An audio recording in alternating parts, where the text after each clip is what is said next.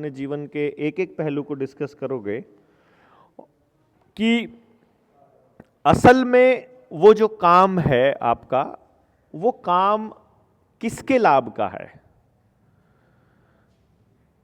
क्या वो गांव के या समाज के सबसे आखिरी आदमी के, आखिरी आदमी हम किसे बोल रहे हैं, जहां तक सुख सुविधाएं नहीं पहुंची हैं, जिसके पास धन भी सबसे कम है, जो अभी सबसे लास्ट पायदान जिसको हम कहते हैं विकास के, वहां बैठा है, उसका क्या फायदा उसके अंदर हो रहा है। मतलब आपका तो फायदा हो ही रहा है। यदि उसमें प्रकृति का क्या फायदा हो रहा है, प्रकृति का क्या नुकसान हो रहा है। अगर आप ये इमेजिन करने लगो कि मेरे इस कार्य से किस चीज को मतलब बल मिल रहा है, किस विचार को बल मिल रहा है, नेचर के फेवर की बात है कि नेचर के अगेंस्ट बात है, एक बार इस पर विचार करना शुरू कीजिए। हम ये बिल्कुल नहीं कहते कि हमने यहां से बोल दिया, जैसे मान लो मैं इन बातों पे बोल रहा हूं, कंपनियों की बात कर रहा हूं और इन सब चीज़ों पे बोल रहा हूं, लेकिन फिर भी मैं कंपनी की जैकेट पहने हुए हूं, कंपनी की कार में आ रहा हूं, कंपनी के मोबाइल को यूज़ कर रहा हूं ना। अभी अगर मेरे छोड़ने से ये बात बन रही है तो इसे छोड़ना में फायदा है, लेकिन मेरे छोड़ने से बात बन नहीं रही, तो मैं क्या कर रहा हूं, मैं पहले ये ढूंढने की कोशिश कर रहा हूं कि हमारे और कितने लोग हैं समाज में जो इस बात को समझते हैं कि छोड़ना चाहिए। पहले तो मान तो लो छोड़ना चाहिए। फिर हमने ये तय किया है कि जब हमारी 1 लाख लोगों की रैली होगी, मतलब मैंने तो ये सोचा है कि मैं तकनीक को उस दिन छोड़ दूंगा, उस दिन अपने सारे मतलब उससे, क्योंकि उस 1 लाख लोगों की रैली में से हमारा पर्पस 1 लाख समझे हुए लोग लेना है। समझे हुए लोगों में से अगर कुछ हजार लोग भी अगर विदेशी कंपनी के सामान की होली अगर जलाएंगे उस दिन, कुछ हजार लोग भी, तो पूरे देश में संदेश जाएगा कि अब मुहिम इनके खिलाफ चल पड़ी है। आपने देखा होगा, वो उस प्लेयर की वीडियो को देखा होगा जिसमें उसने एक टॉयलेट क्लीनर की, जिसको आजकल के बच्चे कोल्ड ड्रिंक बोलते हैं, उसकी बोतल को ही सिर्फ स्क्रीन से उठा करके नीचे रखा था और पानी की बोतल रखी थी। उतने में ही उसके मतलब कई लाख करोड़ के शेयर डूब गए थे कंपनी के। कि कोई आदमी जिसको लोग देख रहे हैं, सुन रहे हैं और समझ रहे हैं, अगर वो व्यक्ति किसी चीज को रिजेक्ट कर रहा है तो समाज भी रिजेक्ट करना शुरू कर देगा। तो अभी हमारे पास इतने लोग नहीं आए हैं जिसे हम ये समाज का नाम दे सकें कि हमारे कहने से समाज ऐसा कर रहा है। पहले हम उसके लिए थोड़ा बहुत ट्रायल भी करके देखेंगे। जैसे अभी जो 200 लोगों की टीम हम लोग तैयार कर रहे हैं, इस टीम को तैयार करने के बाद हम इसे गांव में उतारेंगे। गांव के लोगों से ये बात करेगी ये टीम, और गांव के लोगों के सवाल लेकर के आएगी कि लोगों को डर क्या है। हम आपसे पूछ रहे हैं, आपको डर क्या है। गांव के अंदर आप अपने गांव के स्कूल को अपने हाथों से अपने बच्चों के जीवन के लिए तैयार करने के उद्देश्य से अपने आप तैयार कर लो, तो आपके उस गांव के स्कूल को तैयार करने में रुकावट क्या है, पहले बताओ तो सही। आपको क्या लगता है कि सरकार नहीं करने देगी? सरकार के पास ना करने देने वाली पावर कहां से आई है ना? वो हमने दिया है, तो मतलब वो पावर वापस ले लो। जो पावर सरकार को दी है हमने, आपके ऊपर कुछ भी थोपने का जो कलेक्टर को अधिकार है या किसी एसपी को अधिकार है, वो अधिकार उसे किसने दिया? आपकी संसद ने, विधानसभा ने, या वो नेता ने, जिसको हम मंत्री या वो कह रहे हैं, डिपार्टमेंट कह रहे हैं, उसने दिया ना। वो जो नेता वहां रिप्रेजेंटेटिव बैठा है, उसको वो अधिकार किसने दिया? हमने, वोट दे करके। यानी उससे आपको वो अधिकार लेना है, तो एसपी का अधिकार खत्म हो जाएगा कि नहीं हो जाएगा? डीसी का अधिकार खत्म हो जाएगा। हमने वो अधिकार अपना वापस ले लेना है, बात खत्म। हमने अपनी ताकत उससे वापस ले लेनी है, तो ये ताकतलेस हो जाएंगे। गांव का आदमी खाना सिर्फ अपने गांव के लिए पकाएगा, अपना अनाज सिर्फ अपने लिए करेगा। शहर के लिए उगाने लगे किसान, इसके लिए उन्होंने हरित क्रांति का ड्रामा रचा था। अदरवाइज ऐसे कैसे हो सकता है, जिस देश को तुम ये कहते हो कि ये देश भूखा मरता था, यही कहते हैं ना वो कि देश में भूखमरी थी, अनाज नहीं होता था पूरा, यही कह करके हरित क्रांति को जस्टिफाई करते हैं ना। भूखे नंगों के देश में एक एक घर में 20-20 किलो चांदी कैसे हो सकती है? एक एक किलो सोना कहां से आएगा? भूखे नंगे लोग देश को, पूरी दुनिया को 50% व्यापार कैसे देंगे? बताओ, आप सोच के दो। ये किताब है ना, इस किताब के अंदर वर्ल्ड इकोनॉमिक फोरम का डेटा दिया है हमने, जो पूरी दुनिया को डेटा बताती है। 2025 का साल चल रहा है, यानी 2025 साल पहले, जिसको हम साल 1 बोल रहे हैं, 1 साल, उस दिन भारत पहले नंबर पर है। वो ग्राफ आपके पास है ना, पहले नंबर पर, और चाइना दूसरे नंबर पर है। और भारत की अर्थव्यवस्था के मुकाबले में चाइना का कोई स्टैंड नहीं है, वहां नजदीक भी नहीं है वो उसके, उस ग्राफ के अंदर। दूसरे साल में भी, तीसरे साल में भी, चौथे साल में भी, हम कितने सालों तक हम पहले नंबर पर रहते हैं। हमारी फाइट अगर किसी कंट्री से है तो वो सिर्फ चाइना है। उसका कारण क्या है? भारत और चीन ही क्यों पूरी दुनिया पर राज कर रहे हैं? उसका कभी सोचा आपने? क्योंकि जो एशिया का ये जो भाग है, दक्षिण भाग जहां पर हम बैठे हैं, और मध्य भाग जहां चाइना बैठा है इधर पूर्व में, सॉरी पश्चिम में, ये जो भाग है चाइना और इंडिया वाला, ये ऐसी डेमोग्राफी है जहां सारे खनिज, सारी वनस्पति, सब बीमारियों का इलाज, भरपूर धूप, भरपूर ठंड, भरपूर बारिश, भरपूर रेगिस्तान, भरपूर अनाज, भरपूर इकोलॉजिकल सिस्टम, जो जिंदगी को सपोर्ट करने वाली चीजें हैं, जिंदगी को सपोर्ट करने वाली, वो सब कुछ है इस एरिया के अंदर। इसलिए अगर पूरी दुनिया को कुछ भी चाहिए तो यहीं से लेना पड़ेगा। ये नहीं समझ पा रहे हम कि अंग्रेजों को भारत क्यों चाहिए था। उनको हमारे देश के अंदर रेलवे बिछा करके हमारी तरक्की नहीं करनी थी।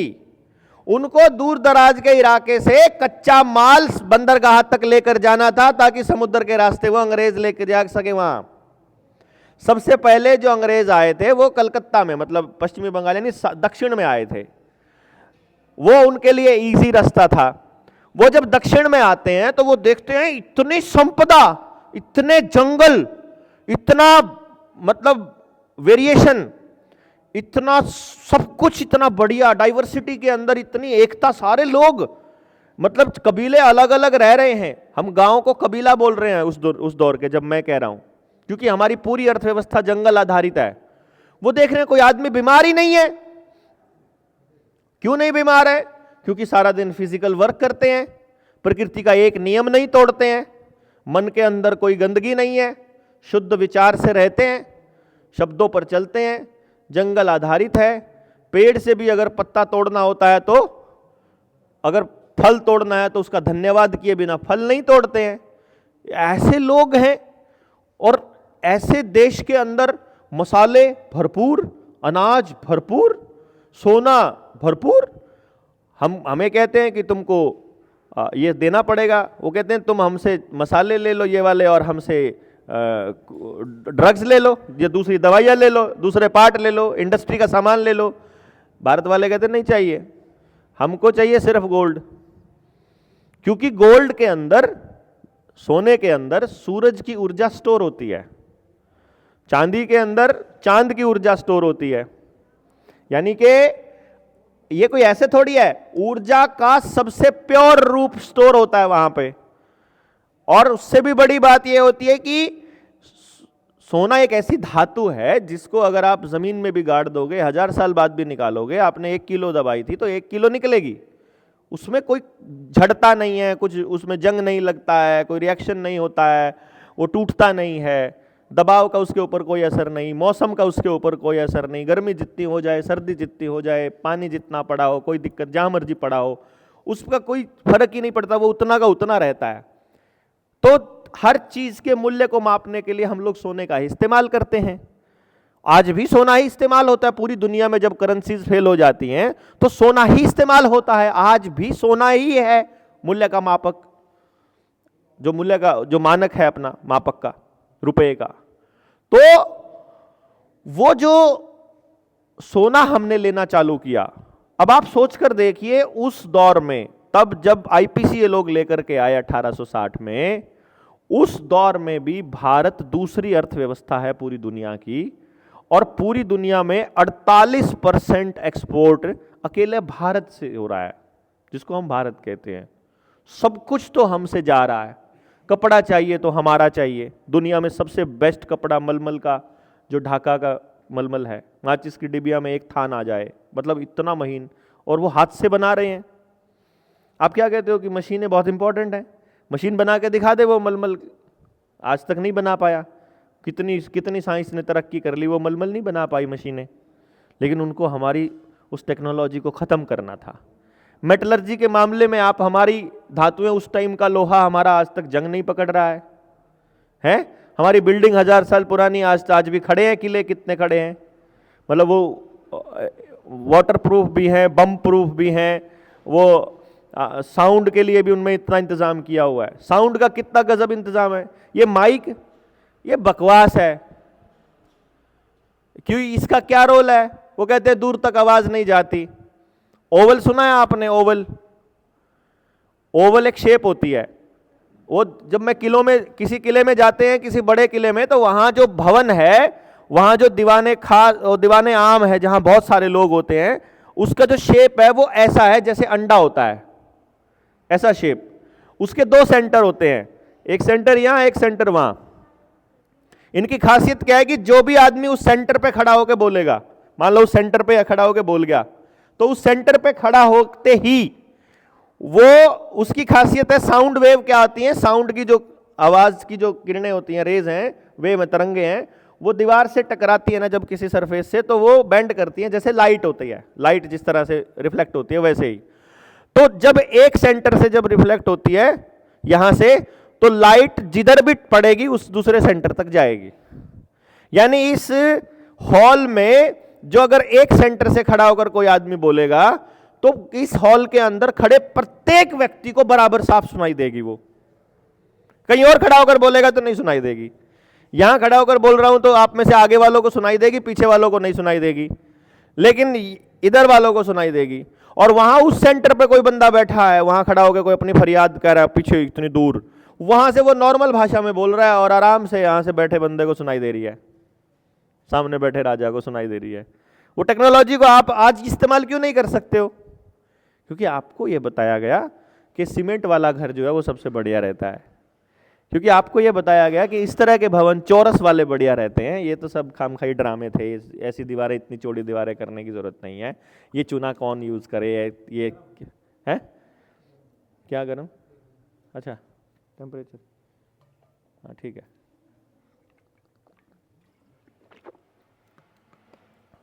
मतलब हमको ये इंफॉर्मेशंस गलत दी गई, जानकारियां गलत दी गई हमारे बारे में। तो ये जो भारत का क्षेत्र है, इस क्षेत्र में सारे मौसम हैं, सारे फल हैं, सारी जड़ी बूटियां हैं, हिमालय यहां पर है, ठंड चाहिए आपको ठंड में मिलेगी। और जो लोग यहां कब्जा करना चाहते हैं, जिसको हम यूरोप कहते हैं, जिनको उन लोगों ने फर्जीवाड़ा करके गलत इंफॉर्मेशन पूरी दुनिया को देकर यह जानकारी देने की कोशिश की कि उसे विकसित क्षेत्र कहते हैं।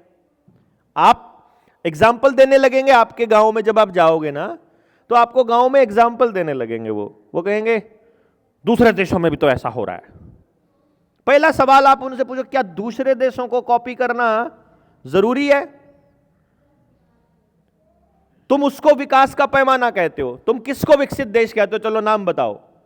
हम अमेरिका को विकसित देश कहते हैं अगर वो ऐसा बोलते हैं, ठीक है। अमेरिका में कैंसर आबादी के हिसाब से प्रतिशत पूरी दुनिया में सबसे ज्यादा है। अमेरिका में डाइवोर्स पूरी दुनिया में सबसे ज्यादा है। अमेरिका में डिप्रेशन प्रतिशत की बात कर रहा हूं मैं, आबादी के मुकाबले प्रतिशत। ठीक है, डाटा आप निकाल लेना मेडिकल हेल्थ लाइन, उनकी हेल्पलाइन से, मैं बता दूंगा आपको। डिप्रेशन, एंजाइटी, फैमिली टूटना मैंने बता ही दिया, अकेलापन, अवसाद, ये इस तरह की बीमारियां सबसे ज्यादा हैं। अमेरिका में कब्ज सबसे ज्यादा है, अमेरिका में स्किन की बीमारियां सबसे ज्यादा हैं, और शरीर का नाम बोलो वहीं सबसे ज्यादा मिलेगा आपको। अमेरिका में कर्जा भारत से कई गुना ज्यादा है अपने जीडीपी के मुकाबले। वहां हेल्थ को मेंटेन करना जिंदगी का सबसे बड़ा टास्क है, बच्चों की पढ़ाई मेंटेन करना सबसे बड़ा टास्क है। आदमी जितना कमाता है पूरी जिंदगी में उसका पूरा नहीं पटता है, उसे छोड़ना पड़ता है। डाइवोर्स किसी भी आदमी को वहां बर्बाद कर देता है, और मैरिड लाइफ आदमी की सेहत और उसके दिमाग को बर्बाद कर देती है। मतलब डाइवोर्स लेता है तो भी बर्बाद होता है, ब्याह कर करके रखता है तो भी बर्बाद होता है। व्यभिचार सबसे ज्यादा है। सिर्फ आप उन चिकनी सड़कों को, टाइल लगी साइड उस एरिया को, चमचमाती हुई लाइटों को, सड़क पे लगी एलईडी को, या आप गाड़ियों को अगर आप विकास कह रहे हो तो फिर आपको अपनी परिभाषा बदलनी पड़ेगी। जब कोई आदमी खुश नहीं, जब कोई फैमिली स्ट्रक्चर नहीं, जब आदमी अकेला फील करता है, जब उसके पास जिंदगी जीने के लिए साधन नहीं, कैसा विकास है वो? चंद लोगों के पास करोड़ों रुपया आ जाना देश का विकास नहीं होता है। देश का आखिरी आदमी कितना सुरक्षित महसूस करता है, कितना खुश महसूस करता है, हम आपस में बैठकर कैसे रह सकते हैं, हम जीवन जीने के लिए हमारे पास स्किल्स या फिर जीवन जीने के लिए हमारे पास रिसोर्सेज क्या क्या अवेलेबिलिटी है, उसके बेस पर तो विकास तय करेंगे ना आप परमाना, या वो जीडीपी वाले करेंगे? जीडीपी का तो आपने देख लिया ना, आंकड़ा ही गलत है, तरीका ही गलत है किसी को विकसित कहने का। अब अमेरिका में 9-9 महीने तक बर्फ पड़ेगी अगर किसी इलाके में, या यूरोप के किसी एरिया में इतने महीने तक बर्फ पड़ेगी, तो क्या वो मतलब कभी कब्ज से बाहर निकल पाएंगे? क्यों जी, नहीं निकल पाएंगे। भाई साहब पूरी पैंट उतार कर लेटरिन नहीं कर सकते वो, इसलिए उनको आधा बैठने वाली शीट बनानी पड़ती है। हम उसको विकास कहते हैं, हम अपने यहां पर उसको शीट को, अंग्रेजी शीट को विकास। उनकी तो मजबूरी है भाई आधा बैठना, समझे ना? आप उनकी मजबूरी को अपना शौक बना रहे हो, खाम खाई का बताओ है।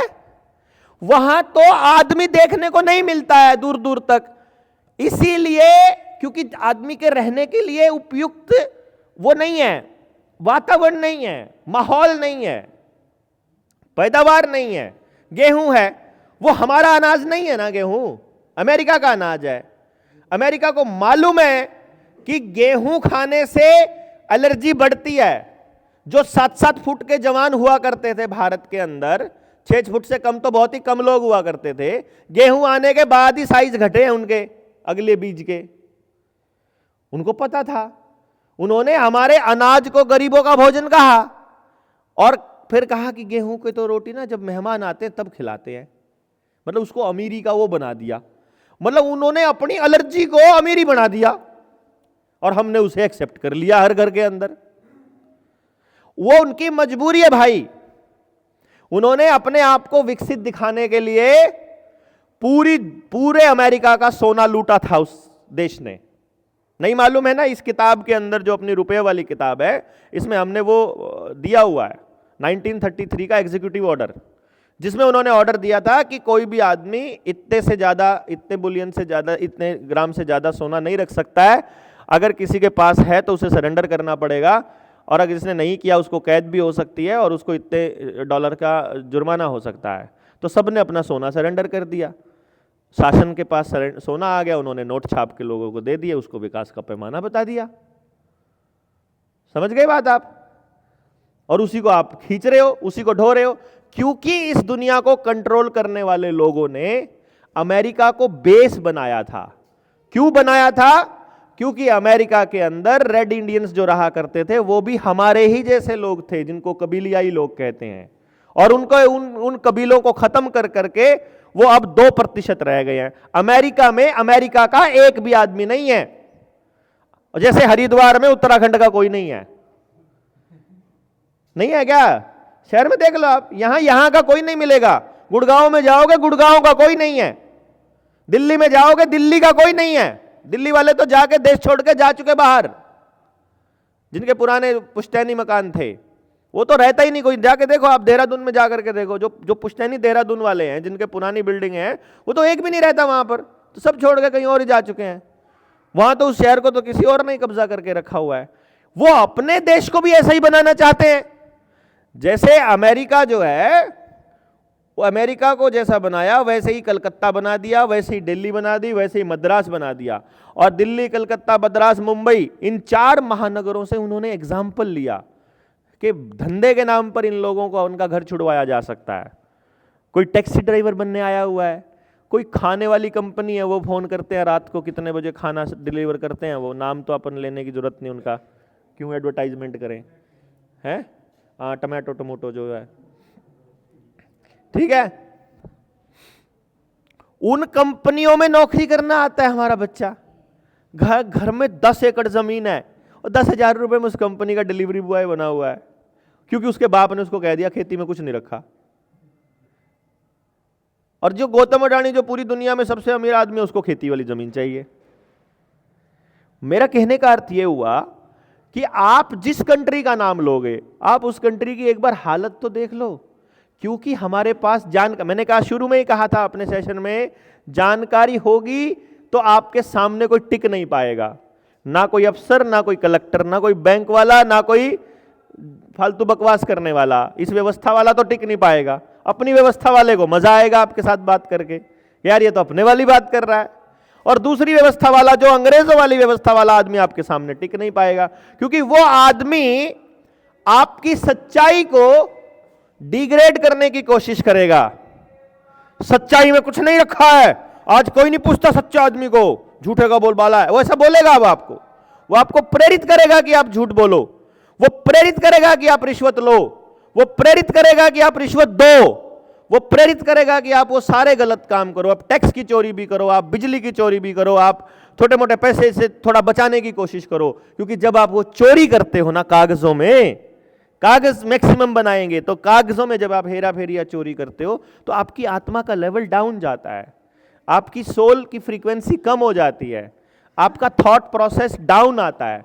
लोअर फ्रीक्वेंसी पे आने के बाद आप कुदरत से जुड़ नहीं पाते हो। आपको हायर फ्रीक्वेंसी अगर चाहिए तो आपको पेपर मुक्त और भ्रष्टाचार मुक्त दिमाग चाहिए। आपके अंदर किसी के प्रति कुछ भी ईर्ष्या है, द्वेष है, चोरी है, ठगी है, झूठ है, धोखा है, या ऐसी गलत धारणा अगर किसी के भी प्रति है, तो आपका दिमाग कभी भी खुलकर आपको बोलने ही नहीं देगा, लड़ने ही नहीं देगा, अपनी आजादी के लिए आपको तड़पने नहीं देगा। जब तक वो तड़प पैदा नहीं होगी आजादी की, तब तक आप कैसे लड़ोगे किसी चीज के लिए? तो वो तड़प ही पैदा नहीं होगी जब तक आपकी फ्रीक्वेंसी लो रहेगी। तो हायर फ्रीक्वेंसी पे जाने के लिए आपका कुदरत से जुड़ना जरूरी है। और वो ये सारे कोशिश करते हैं कि आप कुदरत से दूर रहो, आप गांव से दूर रहो, पानी से दूर रहो, मिट्टी से दूर रहो, गोबर से दूर रहो, गायें से दूर रहो, जंगल से दूर रहो, रोशनी से दूर रहो, हवा से दूर रहो। अब ये कबूतर खाने बना रखे हैं, जितने भी ये घर, जिनको आप घर कहते हो, फ्लैट कहते हो, इसमें धूप आती है क्या पूरी? नहीं आती है। हवा आती है पूरी ताजी बाहर की, क्योंकि उस गर्मी से बचने के लिए एसी चलाना पड़ता है। एसी चलाना पड़ता है तो खिड़की बंद करनी पड़ती है, तो ताजी हवा जीरो। ताजी हवा नहीं आ रही, ताजी धूप नहीं आ रही, और आप कहते हैं मैंने ना फ्लैट ले रखा है। क्या है? हवा बेच गए वो आपको। हवा, जमीन भी नहीं है, कोई गार्डनिंग नहीं कर सकते। मैं तो रूफ टॉप गार्डनिंग करते, हम तो किचन गार्डनिंग कर लेते, वहीं से उगा लेते। हम तो 2 टमाटर हो गए, 3 मिर्च हो गई।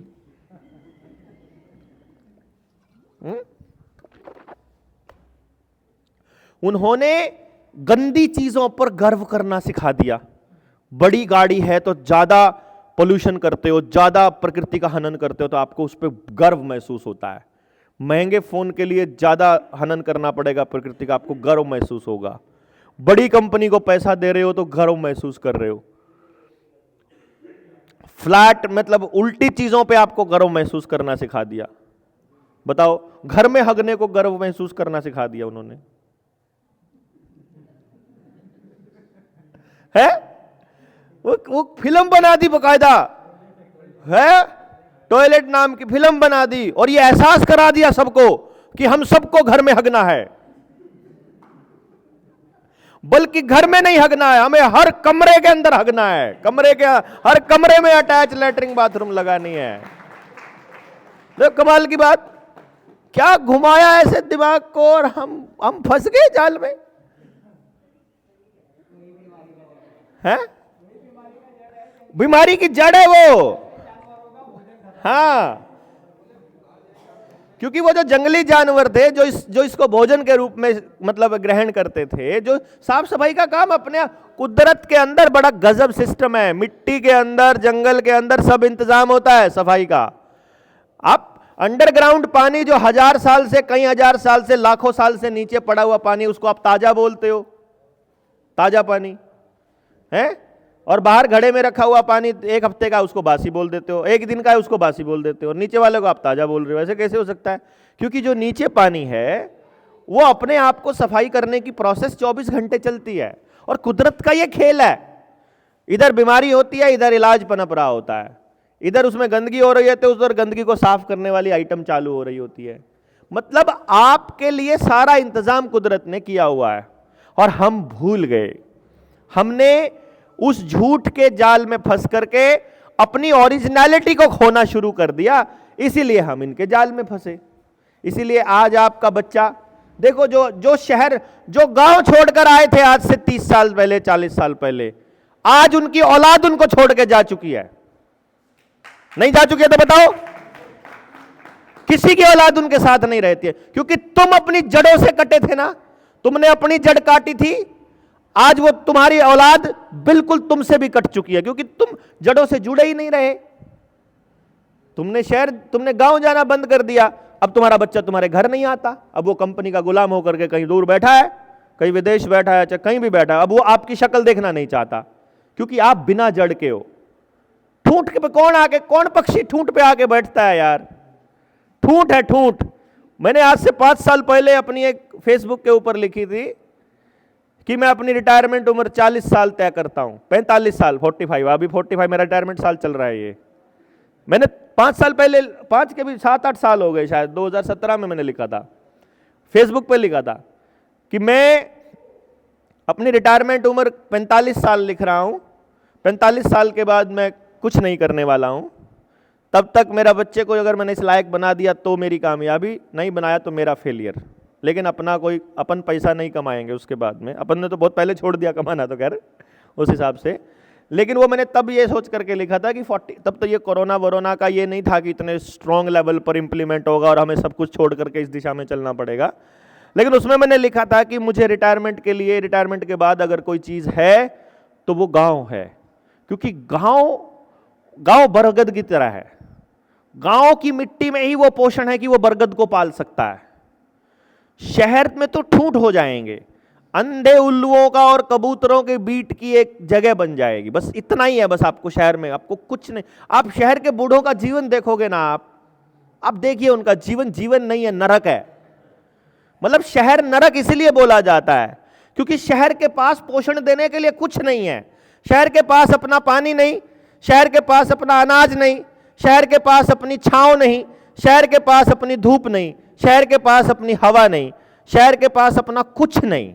जिसके पास अपना कुछ है ही नहीं, जहां जड़ ही नहीं है, वहां क्या उगेगा? वहां किसको पोषण मिलेगा? संभव ही नहीं है। शहर पोषण नहीं दे सकता। पोषण देगा तो गांव देगा, और उन अंग्रेजों को पता है कि गांव पोषण देता रहेगा। जब तक गांव रहेगा तब तक भारत रहेगा। इसीलिए वो आपके गांव के चारों तरफ एक वो बना देंगे बाईपास और कह देंगे अब ये नगर पालिका में आ गया, अब ये शहर बन गया, अब ये गांव नहीं। अब तुम्हारे रेट बढ़ गए, अब तुम्हारी कीमतें बढ़ गई, अब तुम्हारा महंगा अक्वायर होगा, अब इस फैक्ट्री के लिए जाएगा, अब इस कंपनी के लिए जाएगा, अब दुकानों के लिए जाएगा। वो सारी आबादी जो हमारे पुरखों ने बहुत सोच समझकर नदियों के आसपास बसाई थी, पानी के किसी केंद्र के, पानी के किसी स्रोत के आसपास बसाई थी कि पानी के बिना गुजारा नहीं होगा, वो उन्होंने सड़कों के आसपास बसानी चालू कर दी है। सड़कों के आसपास क्या मिलेगा आपको? सड़कों के आसपास पानी कहां से आएगा? सड़कों के आसपास अनाज कहां से आएगा? दुकानों में क्या उगा सकते हो आप? कुछ नहीं उगा सकते फ्लैट और दुकानों में। जो कुछ उगेगा वो शहर में उगेगा, गांव में उगेगा। और गांव को वो कब्जा करने के लिए चले हुए हैं। गांव को उन्होंने लपेटना है। तो गांव को वो कह रहे हैं गांव को हम शहर की तर्ज पर विकसित करेंगे। उस खेल को नहीं समझ रहे हम। लाइफ इंश्योरेंस पॉलिसी या हेल्थ इंश्योरेंस पॉलिसी, विकसित जिसको आप देश कहते हो, वहां सब अकेले अकेले पड़े हैं। वहां नहीं है मैरिज सिस्टम, वहां नहीं है फैमिली सिस्टम। वहां एक आदमी बीमार हो जाए तो उस आदमी की देखभाल के लिए घर के आदमी के पास समय नहीं है, रिसोर्सेज नहीं है। वो क्या करेगा? तनख्वाह पर एक आया रख लेगा, एक नर्स रख लेगा अपने घर के आदमी की, बूढ़े की देखभाल करने के लिए। वहां क्योंकि फैमिली कल्चर नहीं है, वो उनकी मजबूरी है हेल्थ इंश्योरेंस पॉलिसी या लाइफ इंश्योरेंस पॉलिसी। अरे यहां जिस घर में 6-6 भाई बैठे हो, यहां लाइफ इंश्योरेंस पॉलिसी का क्या काम है भाई? हेल्थ इंश्योरेंस पॉलिसी का क्या काम है? बीमार पड़ गया ना एक आदमी की देखभाल के लिए, हमारे पास आदमियों की कमी नहीं है। अगर फैमिली बड़ी है तो काम करने वालों की कमी नहीं है, कोई टेंशन ही नहीं है। क्या नहीं समझे आप?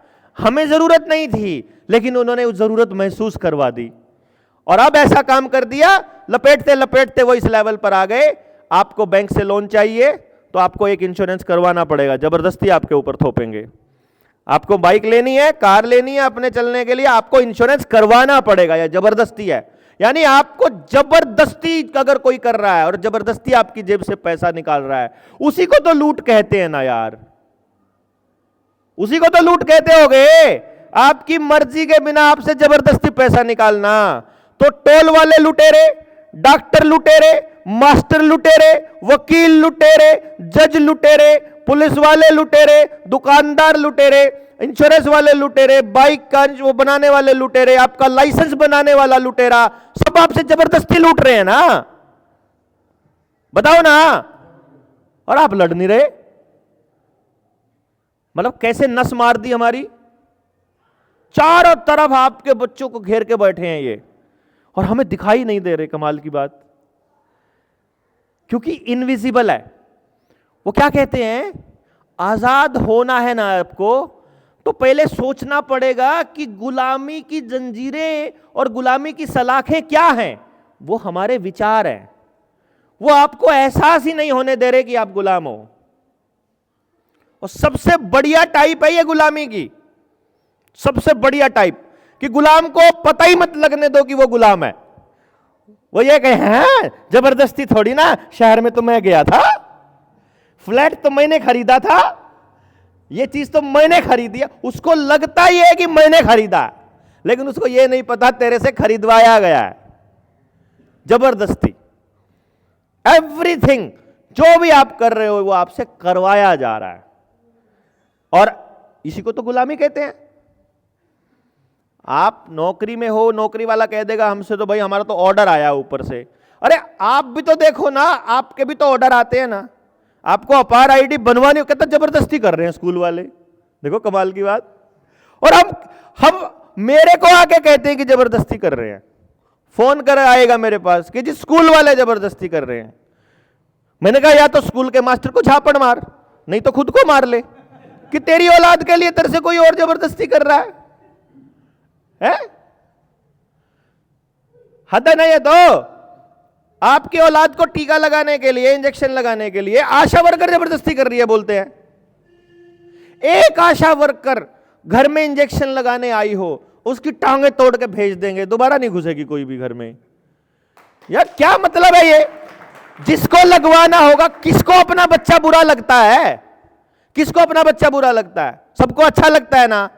जिसको लगता है कि ये इंजेक्शन बहुत बढ़िया, जाके अस्पताल में लगवा लेंगे। जब इसको बुखार होता है तब तो तुम नहीं इसका इलाज करते हो फ्री में। जब इसको कोई दूसरी बीमारी हो जाए, जब इसके बाप को कैंसर हो जाए, तब तो तुम इलाज नहीं करते हो, तब तो तुम नहीं आती घर पे देखने के लिए। पैदा होते ही ऐसे आते हैं जैसे बागड़ बिल्ला शिकार की खोज में होता है ना, नया बच्चा किसके यहां पैदा हुआ है, नोचने के लिए। इतने हरामखोर वो आशा वर्कर। अपनी तो बहन बुआ बेटी है, उसको किराए पे रख लिया हमारा सत्यानाश करने के लिए। बताओ है? उन्होंने हमारे ही लोगों को किराए पे रखा हुआ है हमारे ही सत्यानाश करने के लिए।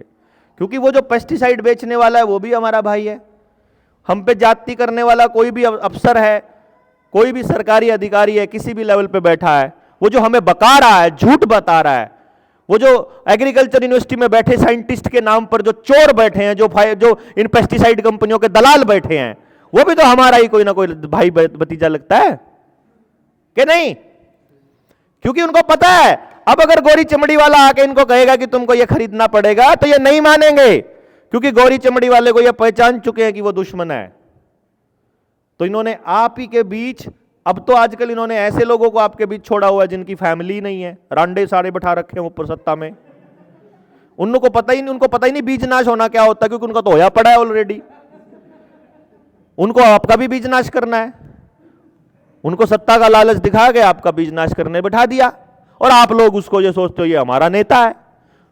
आपको ये नहीं पता ये कोई सी भी कंपनी का हो, किसी भी पार्टी का हो, सब पॉलिटिकल पार्टियों के आदमी जितने भी हैं, हम तो उनको उद्योगपतियों के पालतू कुत्ते बोलते हैं।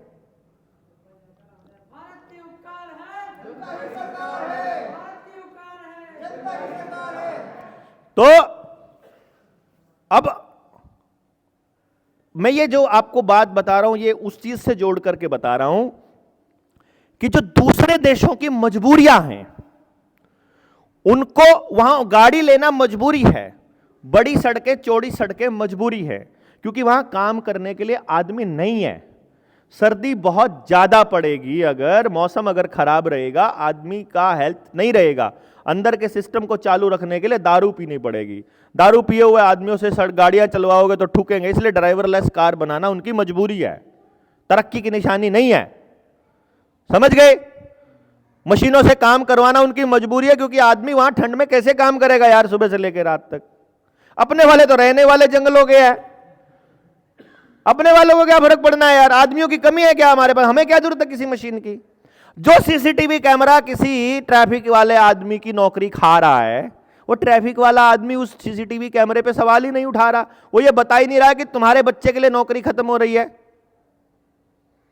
जो चालान ऑटोमेटिक कट रहे हैं, जो सारा कुछ काम चल रहा है, ये जो एलईडी लगे हुए हैं शहर के कोनों पे, ये क्या है पता है आपको? ये किसी ने पढ़ी है वो किताब 1984, 1984? जॉर्ज ऑरवेल ने एक किताब लिखी 1948 में, मतलब 1948 में एक किताब लिखी, जिसका पब्लिकेशन हुआ 1949 में, और जैसे ही किताब का पब्लिकेशन हुआ जॉर्ज ऑरवेल को मार दिया गया। किताब का जिक्र खत्म हो जाएगा, क्योंकि अब ये रुपया वाली किताब है, अभी हम जा रहे हैं जहां जहां जिक्र कर रहे हैं, अब मालिक ही खत्म हो गया तो कौन जिक्र करेगा, कौन बेचेगा उसको? भाई अभी तो क्या बिक जाएगी तो बात फैलेगी। उस जॉर्ज ऑरवेल ने 1948 में, जब हम वो कह रहे हैं कि आपको आजादी मिली, उस दौर की बात बता रहा हूं, आज से 75-76 साल पहले ऑरवेल ने लिखा हुआ है कि शहर में तानाशाह का राज है, देश में तानाशाह का राज है, और तानाशाह किसी भी आदमी को रास्ते में चलते हुए उसकी भाव भंगिमाओं से पहचान लेता है कि यह आदमी सरकार के खिलाफ हो सकता है। तो आप सरकार के खिलाफ बोलते हो, या तो वो आदमी को मैनेज कर लिया जाता है या एलिमिनेट कर दिया जाता है। तब लिख रहा है ये, और वो कह रहा है कि पूरी देश की आबादी को आदेश वितरित करने के लिए, अपने सारे आदेश सबको देने के लिए, सबको बताने के लिए कि तुमको कैसे चलना है, कैसे रहना है, कहां जा सकते हो, कहां नहीं जा सकते, जाने से पहले तुमने परमिशन ली क्या, दूसरे स्टेट में जाने से पहले परमिशन ली क्या, दूसरे जिले में जाने से पहले परमिशन ली क्या, दिए थी ना परमिशन, अपने ही देश में एक जगह से दूसरी जगह जाने के लिए परमिशन ली क्या, तुमने बताया क्या कि टेस्ट किया क्या, पॉजिटिव हो के नेगेटिव हो के, तुम ये सब करा। वो बता रहा है उस टाइम पे 1948 में कि जब ये राज आ रहा है, तब शहर के हर चौराहे पर एक स्क्रीन लगी हुई है, उस स्क्रीन पर तानाशाह आकर के अपना आदेश बोल देता है, और वही आदेश कानून है, और उसी को फॉलो करने वाले जिंदा रहेंगे, जो उसको फॉलो नहीं करेंगे या तो डिटेंशन सेंटर में चले जाएंगे या उनको एलिमिनेट करके मार दिया जाएगा। ये तब बता रहा है वो, आपको दिखाई दे रहा है अभी आने वाले टाइम में ऐसा हो रहा है, तब वो बता रहा है। वो ऐसे ही नहीं बता रहा है, साइंस फिक्शन की जो मूवीज है, ये स्टोरीज है, ये ऐसे ही नहीं होती हैं। जिस वक्त वहां बैठ करके कोई आदमी प्लानिंग बना रहा है, वो अंदर का आदमी उस प्लानिंग को दुनिया को बताना उनका स्टाइल है। शैतान की पूजा करने वाले आदमियों का ये नियम है कि वो कुछ भी आपके ऊपर आपकी परमिशन के बिना नहीं थोपेंगे और आपको बिना बताए नहीं थोपेंगे। वो आपको बताएंगे और आपकी परमिशन लेकर करेंगे। ये जितने भी अपन ने वैक्सीन की सच्चाई बताई, कि इस वैक्सीन से आपको क्या क्या हो सकता है। ये सारी वैक्सीन की सच्चाई हमने कहां से ढूंढी थी? हम कोई ऐसे थोड़ी अंतर्यामी थोड़ी ना है। अरे भाई, इस वैक्सीन से आपको क्या क्या हो सकता है, जो कोरोना वाली वैक्सीन लगी है, इसकी सारी जानकारी उस वैक्सीन कंपनी ने अपनी वेबसाइट के ऊपर फैक्ट शीट में लिखी हुई थी, वेबसाइट पे लिखी हुई थी। इसका मतलब उन्होंने अपनी तरफ से पूरी दुनिया के लिए ओपन कर रखा था कि यह जानकारी ओपन में पड़ी है। और यही सुप्रीम कोर्ट में अपनी केंद्र की सरकार ने बोला, पीएमओ की तरफ से जो सचिव जो वहां अपीयर हुई, उसने एफिडेविट देकर के कहा कि जिसको भी कुछ हुआ है साइड इफेक्ट वगैरह, वो उसका हमें खेद है, जितने लोग मरे उसका हमें खेद है, पर हमारी कोई सिरदर्दी नहीं है, क्योंकि हमने तो सब कुछ ऑनलाइन डाला हुआ था कि इससे क्या होने वाला, जिसने लगवाई अपने आप लगवाई। ये एफिडेविट दिया लिखित में, ले लो। मैं कहा अपना हरियाणवी में कहते ले ले दार, जिन्हें लगवाई उसका मैंने कहा अगर ले लो दार। और वो तो आपको कह दें कभी भी, क्योंकि वो सब कुछ बता के करते हैं। इसलिए वो कोई किताब लिखेंगे, साइंस फिक्शन के नाम पर कोई मूवी बनाएंगे। एक नाटक आता था, एक कार्टून आता था सिम्पसन का, उसको देखो आप, उन्होंने सब प्रिडिक्ट किया हुआ है कैसे वो आपका एनवायरनमेंट खराब करेंगे, ऊपर से आसमान से जहाज के जरिए केमिकल स्प्रे करके, कैसे वो आपके जानवरों को खराब करेंगे, उनको सुइयां लगा करके, कैसे वो आपके बच्चों का खत्म करेंगे, कैसे वो आपका, मतलब उन्होंने आपके जीवन को कैसे कंट्रोल करेंगे, उसकी एक एक चीज को इतनी बारीकी से आपको बताया हुआ पहले ही कार्टून के माध्यम से कि वो ऐसा करेंगे। यहां तक कि जो टोक्यो में था वो ओलंपिक, जिसमें वो नर्सिस वगैरह थी, पेरिस, जो पीछे हुआ इससे पहले वाला, 2021 में ओलंपिक, 2021 में बीमारी लेकर के 19 में लेके आए थे ना वो, उससे पहले वाले ओलंपिक का जो वो था, टोक्यो का ही था शायद, वो आप देख लेना, 19 से पहले जो ओलंपिक था, उसकी जो इनॉग्रेशन थी, उसके अंदर जो हॉस्पिटल्स में चल रहा था कोरोना के दौर में, वो सारा का सारा पहले से बता दिया था उन्होंने। और ये शैतान को कैसे लाने वाले हैं, ब्लू बीम टेक्नोलॉजी के बारे में इस वाले ओलंपिक में बता दिया इन्होंने, सारा दिखा दिया उन्होंने। ब्लू बीम से हम क्या करने वाले हैं, तुमको क्या क्या दिखाएंगे, यूएफओ कैसे आएंगे तुम्हारे ऊपर, कैसे अटैक होगा, कैसे आर्मी बिठाएंगे, कैसे क्या होगा, दंगे कैसे होंगे पूरे देश के अंदर, किस तरह से भूकंप आएगी, बाढ़ आएगी, सब कुछ बता रखा है उन्होंने सब कुछ डिजाइन करके रखा हुआ है सारा कुछ। और हमको लगा रखा है किसी और ही काम पे। हमको किस काम पे लगा रखा है? कंपनियों का भरने के लिए लगा रखा है। कंपनियों के लिए लगे रहो सारा दिन। तरक्की की एक परिभाषा है, तरक्की की एक परिभाषा है, सबसे महंगी लग्जरी, सबसे महंगी लग्जरी वो है समय। जिसके पास समय है वो अमीर है। अमीरी की पहचान बता रहा हूं मैं आपको। जिसके पास समय है वो अमीर है, जिसके पास परिवार है वो अमीर है, जो खुलकर हंस सकता है वो अमीर है, जो खुलकर हंस सकता है, जिसको कोई शर्म ना आए हंसते हुए। अपने गांव में ही हंस सकते हैं बस, शहर में तो ही करते हैं बस। ज्यादा हंस देंगे तो ऐसे कहेंगे कैसे हंसता है ये। मैं जब शहर में हंसता था ना, मैं कॉलेज में जब हंसता था तो मैं ऐसे ही हंसता जैसे आज हंसता हूं, जैसे गांव में हंसता था, मुझे कोई फर्क नहीं पड़ा। तो शहर में मुझे जब मैं हंसते हुए देखते थे तो मेरे शहर के दोस्त जो अपने आप को एजुकेटेड और अच्छे संभ्रांत बोलते थे, वो मुझे गामड़ी कहने लग गए, गंवार कहने लग गए। अपन ने फिर भी नहीं हटा। मैं इनके ये थोड़ी बताएंगे मुझे कैसे हंसना है, ये थोड़ी बताएंगे। मैं बताऊंगा ना मैं कैसे हंसना चाहता हूं यार। मैं यार हंसना चाहता हूं, ये भी तुमको देख के हंसूंगा क्या मैं? ये तो हद ही हो गई यार। तो तुमको मेरी हंसी से प्रॉब्लम है, तुमको प्रॉब्लम है ना, मेरे को थोड़ी है मेरी हंसने से। मेरे को तो अच्छा लग रहा है। तो मुझे अभी वो जब मिलते हैं कॉलेज के दोस्त, वो सारे चूसे हुए आम की तरह हो गए हैं, सब के सब। मैं आपको बता रहा हूं, रियलिटी बता रहा हूं। मैं 45 साल का कहीं से नहीं दिखता। मैं अगर ये भोजन थोड़ा ठीक कर लूं और मेरी ट्रैवलिंग ठीक हो जाए, आज 10 साल कम दिखने लग जाऊंगा मैं, 15 साल। ये तो सारा का सारा हो रहता है। अभी घटा लूँ मतलब अपनी। मैं कॉलेज में जब बेटे के साथ जाता था, यूनिवर्सिटी में मैं उसे लेके जाता था, तो मुझे उसका भाई बोलते थे।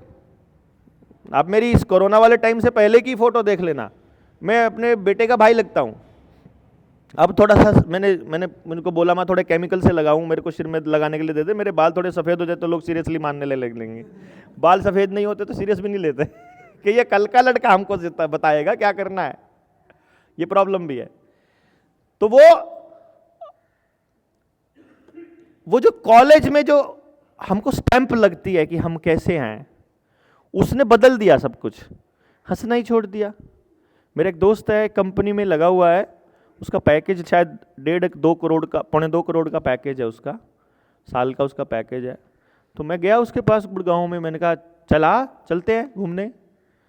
अरे भाई मेरा तो काम अटका पड़ा है, ऑनलाइन कंपनी ने दे रखा है, तुम लोग जाओ, गाड़ी खड़ी है, गाड़ी ले जाओ, ड्राइवर ले जाओ, ये एटीएम पकड़ो, जितना खर्चा करना का। मैं इसका क्या करूँगा? जो तेरा चाहिए वो तेरे पास है ही नहीं, तेरा मुझे समय चाहिए तो वो तेरे पास है नहीं, मैं तेरे पैसे का क्या करूँगा? ये जो बाजार में मिलता है ये तो सारा कुछ पता है मुझे, बीज नाश करने का जुगाड़ है, सारा तेल तो खराब करने का। तो मैं थोड़ी बाजार से मैं कुछ खाता नहीं, मैं भी लेना नहीं देना नहीं मेरा। तो मतलब कहते यार तू आज भी वैसा ही है, मैं वैसे ही बोल रहा हूँ उसी टोन में, मैं वैसे ही हंस रहा हूँ, और कहते तू बिल्कुल नहीं बदला, वैसे का वैसा है जैसा कॉलेज में था। मैं तुम देखो ना, तुम्हारी तो जिंदगी हो गई नरक, तुम तो नरक में, सच में नरक में पड़े हैं यार। तुम्हें कहा निकल लो यार, पता नहीं सोने की बेड़ियां है ऐसा लगता है। जैसे मैं नौकरी पे था, मैं भी टीचर था, तो सरकारी नौकर एक मिडिल क्लास फैमिली में जिसके 1 एकड़ जमीन हो यार, क्या होता है मतलब उसके पास कोई, मेरे पास अगर 10-15 एकड़ जमीन होती तो आदमी सोचता यार उस अपनी जमीन की अकड़ में छोड़ दी नौकरी। फिर कोई काम पहले से तैयार पड़ा हो, भाई तुम 60,000 70,000 की नौकरी छोड़ रहे हो, 50,000 की 30,000 की नौकरी छोड़ रहे हो, अगर उससे ज़्यादा की सैलरी का कोई काम पड़ा हो या उससे ज़्यादा का काम पड़ा हो तो भी आदमी, अपन के पास कुछ नहीं था, अपन ने छोड़ दी। बेड़ियां नहीं सहन होंगी, हमको समझ में आ गया ये आज़ादी नहीं है। अपनी मर्जी से पढ़ा नहीं पा रहा हूं स्कूल के अंदर, सिलेबस ऊपर से आता है, तुमको आज ये पढ़ाना है। अरे मेरे बच्चे कुछ और सीखना चाहते हैं यार, आज मैं कुछ और पढ़ाना चाह रहा था, इनको कुछ और ज्ञान देना चाह रहा था। तुम कह रहे हो ये पढ़ाना है, पढ़ा के शाम को फोटो खींच के भेजनी है कि तुमने पढ़ा दिया, कितने बच्चों ने सीख लिया, ये डिटेल भेजनी है। ऐसे कैसे बता दूंगा कितनों ने सीख लिया? उनसे बात करके डिटेल में पता चलेगा। एक ही दिन में सारा काम कैसे हो सकता है? पॉसिबल नहीं है। मैं अफसरों को धमका देता, मैं नहीं होता यार, ऐसे थोड़ी होता है, पढ़ाना ये थोड़ी होता है। तो कहता है ऐसा करना पड़ेगा, ऊपर से आदेश। कौन है वो ऊपर जिससे आदेश आता है? जो हमारे उन गरीब आदमियों के बच्चों को बर्बाद करने पर लगा पड़ा है। यही काम प्राइवेट स्कूल में हो रहा है। प्राइवेट स्कूल का मास्टर भी अपने स्कूल के हिसाब से बात नहीं, अपनी मर्जी से नहीं कर चल सकता। सरकारी स्कूल का मास्टर अपनी मर्जी से नहीं चल सकता। कर कौन रहा है ये? किसको चाहिए वो वाली पढ़ाई? बच्चे को वो पढ़ाई नहीं चाहिए, मास्टर को वो पढ़ाई नहीं चाहिए, समाज को वो पढ़ाई नहीं चाहिए, माँ बाप को वो पढ़ाई, किसको चाहिए वो पढ़ाई? समझ नहीं पा रहे क्या आप? तो भाई मेरे को तो नहीं चाहिए, मैं तो छोड़ रहा हूं, अपना तो चलो तुम खिला लो अपने बच्चे, अपन तो चले। क्या करेगा क्या नहीं करेगा, सबने सवाल पूछा। अरे कर लेंगे, कुछ भी कर लेंगे यार, क्या फर्क पड़ता है? अपने पास रिसर्च है, उसको एस्टेब्लिश करेंगे, समाज को बताएंगे कि पॉसिबल है। वो कर दिए एस्टेब्लिश, लोग आने लगे, खूब आने लगे। 2 महीना पढ़ाने का 5 लाख रुपए लेने लगा मैं। पता किस लिए? क्योंकि जब मैं यही पढ़ाई 25,000 में देने को तैयार था, तो चंडीगढ़ का आदमी कहता है 25,000 लेता है, ऐसा ही पढ़ाता होगा। मैं कहा है, पढ़ाई की कीमत पैसा देख कर देखते हैं लोग। बेवकूफ, कितने बेवकूफ लोग हैं यार। अब पहले पढ़ा तो लो अपने बच्चे को, तभी बताओ अच्छा है कि बुरा है। लेकिन वो पहले कीमत देख कर तय कर रहे हैं कि ब्रांड और जैकेट देख कर तय करेंगे कितने रुपए वाली है, उसे पता लगाएंगे। तो कहते हैं वो गिलास बड़ा दे दे, चाहे शराब कम कर दे। हैं? और छोटे होते थे हम भी तो करते थे ना, और दादी सामान बांटती थी ना, थोड़ा मोटा खाने का आया होता तो पॉलिथीन में लूंगा, पॉलिथीन में चाहे इतना सा मिल जाए, लेकिन लगता पॉलिथीन अपना है? वो वाली फीलिंग रहती थी। तो वो जब देखते हैं कि भाई चलो हमने 25,000 से सीधा 2.5 लाख मारी तनख्वाह, उस पर फीस, तब आ गए लोग, खूब अमीरों वाले लोग आए, 2.5 से 3 कर दिया, तब भी आ रहे हैं। एप्लीकेशन ज़्यादा, बच्चे लेने कम है, ज़्यादा सिरदर्दी लेनी नहीं किसी की। हमने 5 लाख कर दी, 500 एप्लीकेशन आ गई। 5 लाख वाला ज़्यादा बढ़िया मास्टर होगा। अब जो 5 लाख रुपया दे सकता है अपने बच्चे की पढ़ाई के लिए 2 महीने के लिए, वो तो फिर खूब अमीर होगा आदमी। फिर समझ में आ गया कि यार तू तो अमीरों के लिए ही कर रहा है, अभी भी, पहले भी किसी और के लिए कर रहा था, अभी भी किसी और के लिए कर रहा है, क्योंकि ये इतना पैसा सिर्फ अमीर दे सकता है।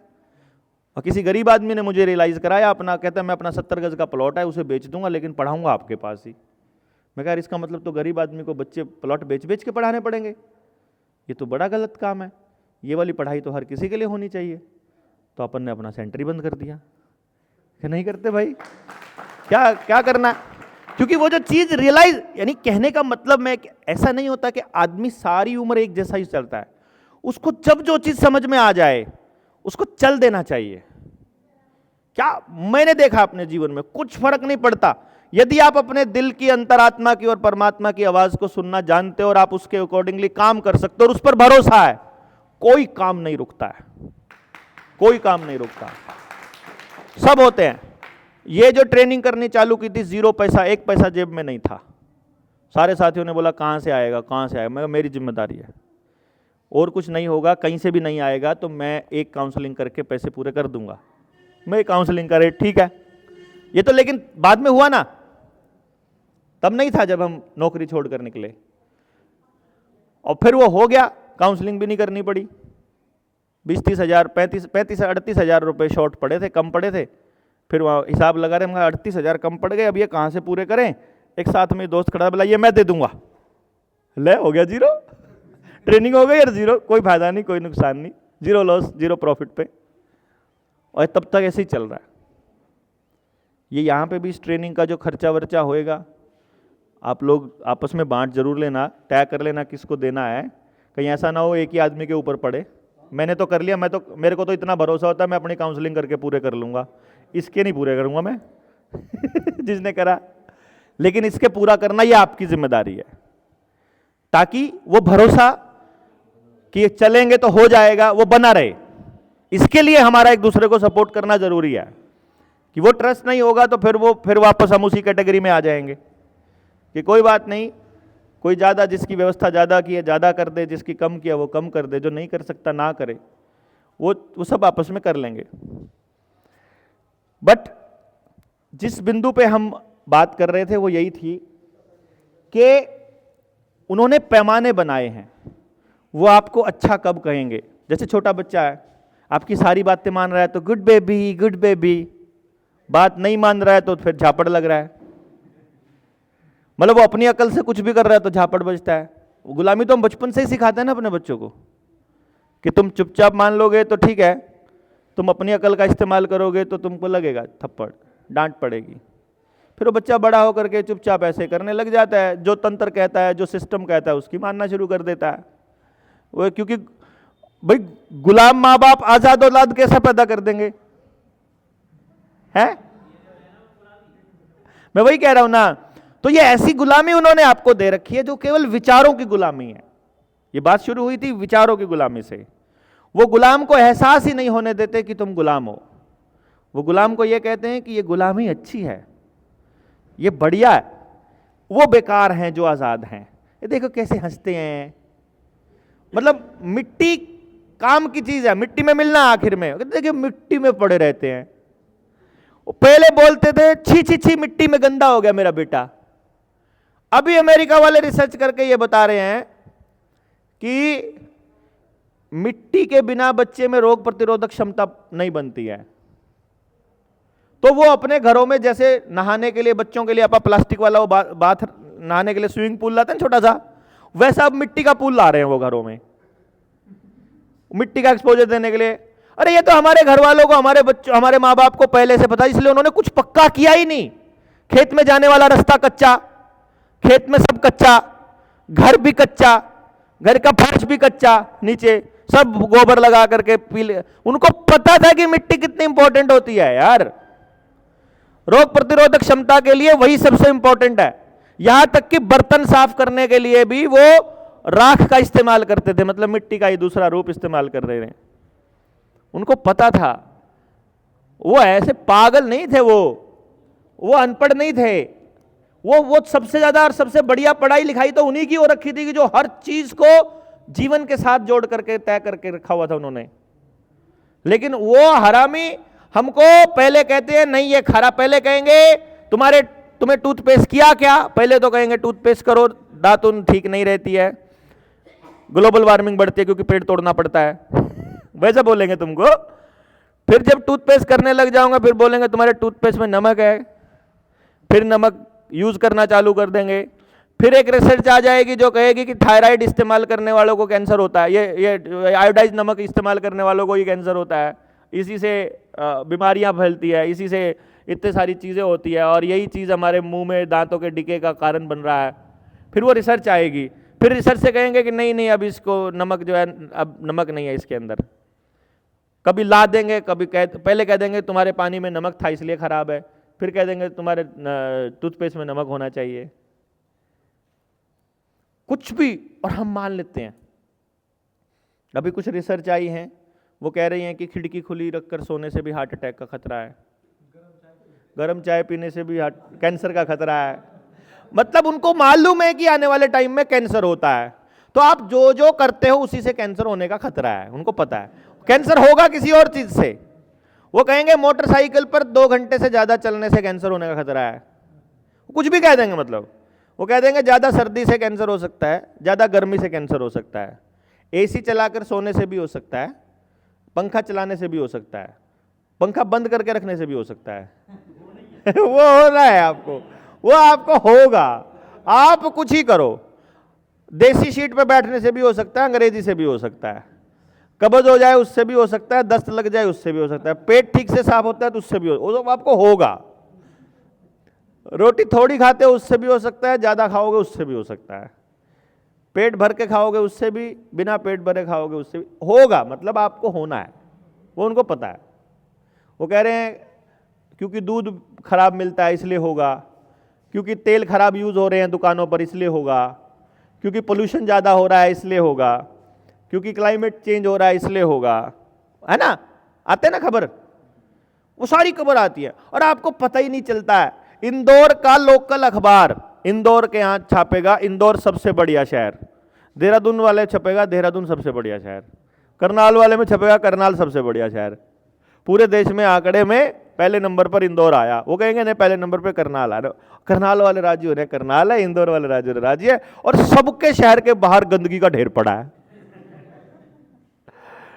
और सारे लोग ये कह रहे हैं ये सरकार कितनी फ्रॉड है, इतना गंदा पड़ा है शहर, इसको पहले नंबर पे रखे रहे हैं।